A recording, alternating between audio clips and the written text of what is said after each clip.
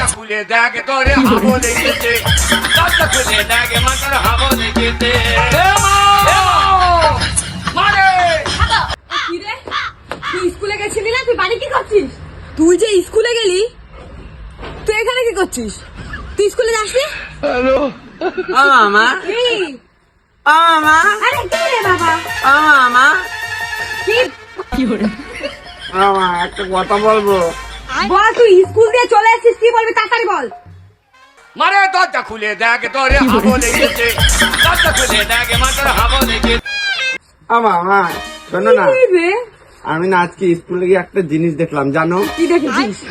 আরে বললো না, ওই যে সীমা আছে না, হ্যাঁ আর ওই প্রিয়াঙ্কা আছে, হ্যাঁ আর ওই যে দীপক আছে, হ্যাঁ। ওরা তিনজন মিলে না গল্প করছিল। তা তোর বাবা কি তুই বাড়ি কেন আসছিস? আসল কথা কি, মাস্টার মশাই আসেনি মা।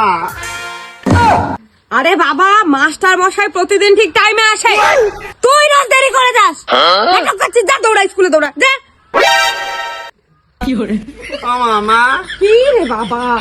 ও মা শোনো না, মারে দরজা খুলে দেখ তোরে হাবো লেগেছে, দরজা খুলে দেখ মাথার হাবো লেগেছে। তোকে যে এত মারি, তোর শিক্ষা হয় না বল?